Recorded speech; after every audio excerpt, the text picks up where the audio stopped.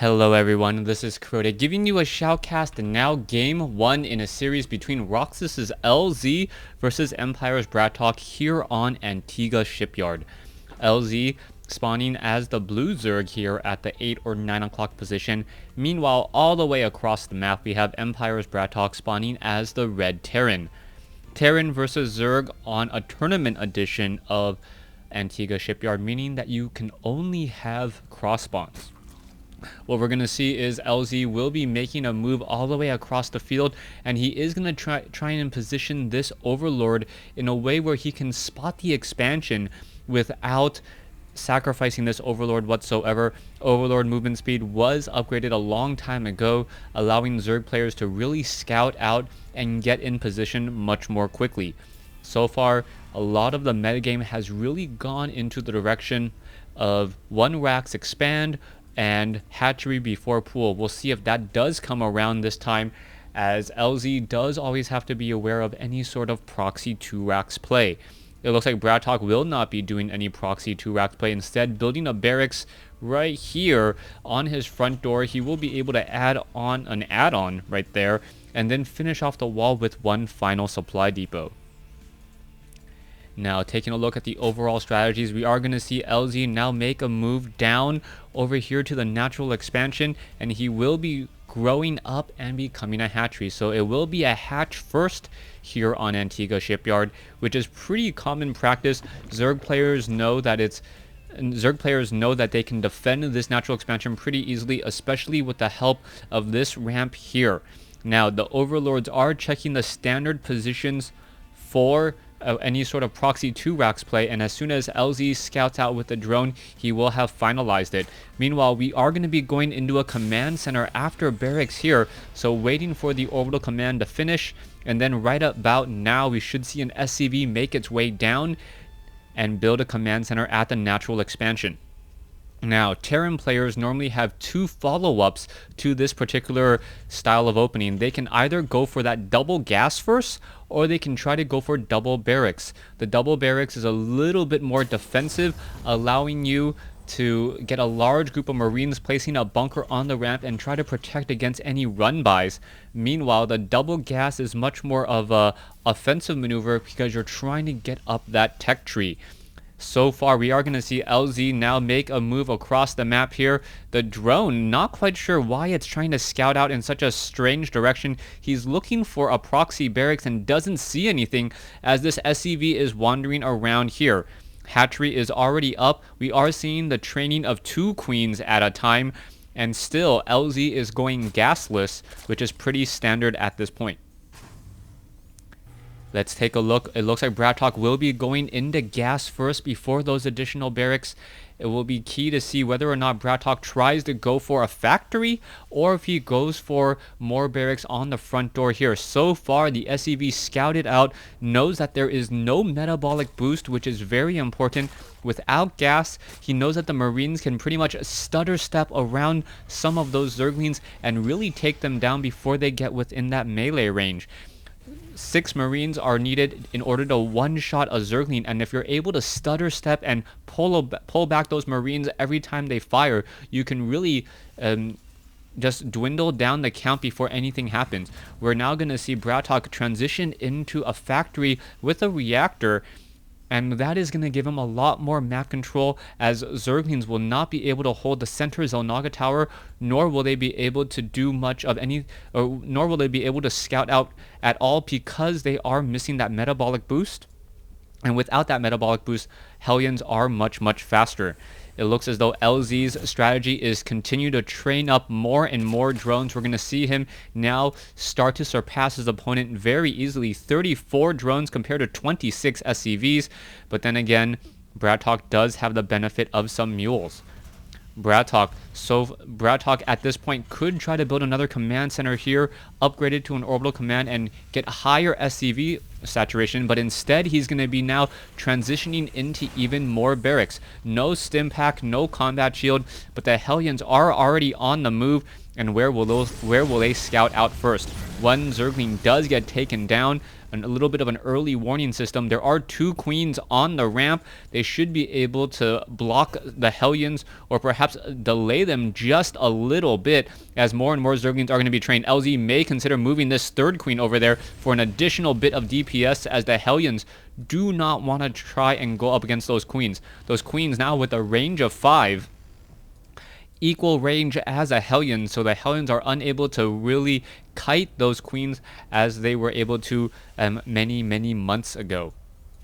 Overlord now still doing a little bit of a dance around, trying to get more scouting information. We are getting that stim pack already. We are going into a tech lab. So this is very interesting that Bratok's going very heavy on tech labs.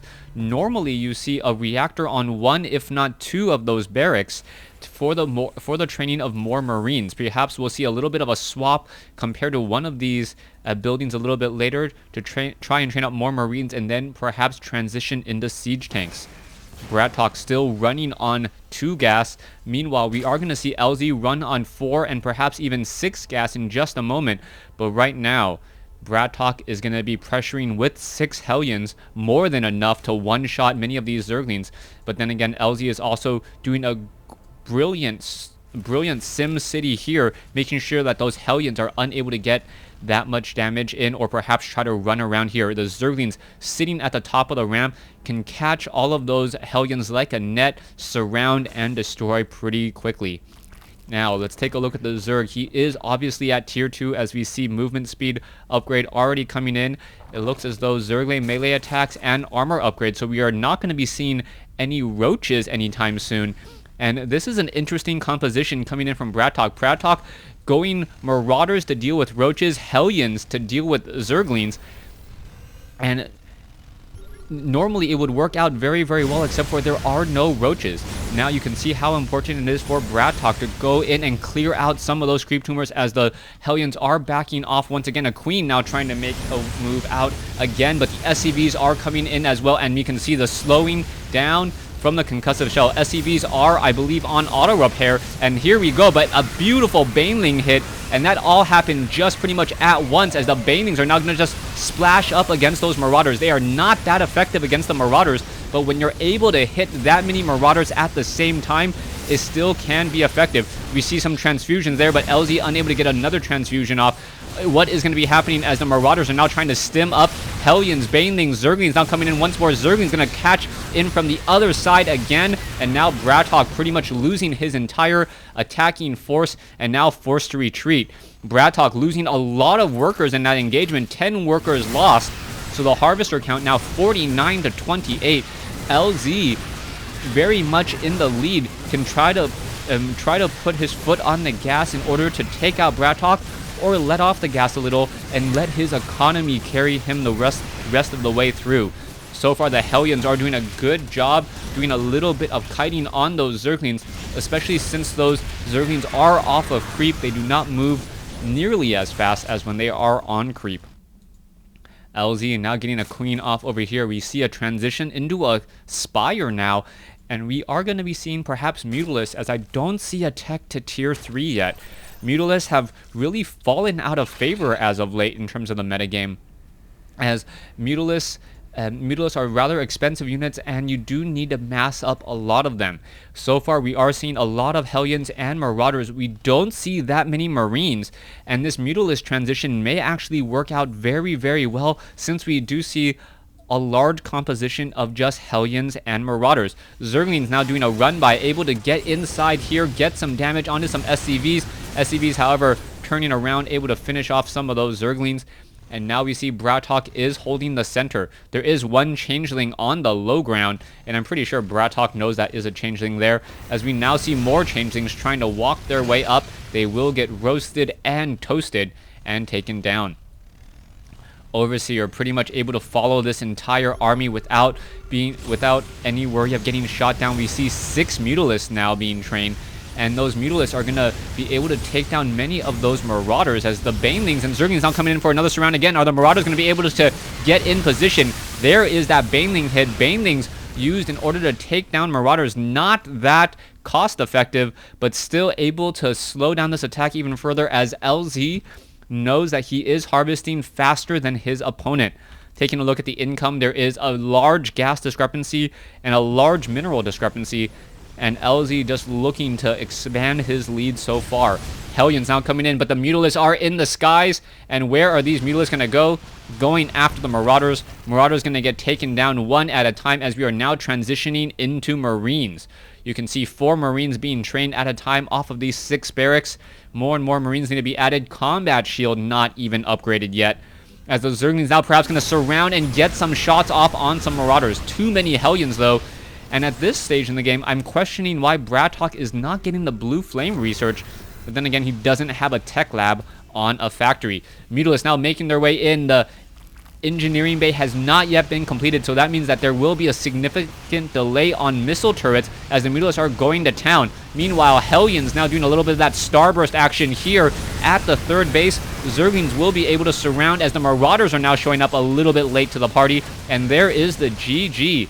Bratok losing game 1 in this series, opening up with an interesting Hellion Marauder composition to try and deal with Zerglings and Roaches. Unfortunately for him, he never saw any Roaches whatsoever, and LZ counteracted with a good number of Mutalisks. If you over-invest into Marauders and don't have Marines, those Mutalisks really can go to town and simply destroy all of your workers, as we saw here. Thanks for watching. Thanks for listening. Hope you guys enjoyed game 1 in this series between LZ and Bratok.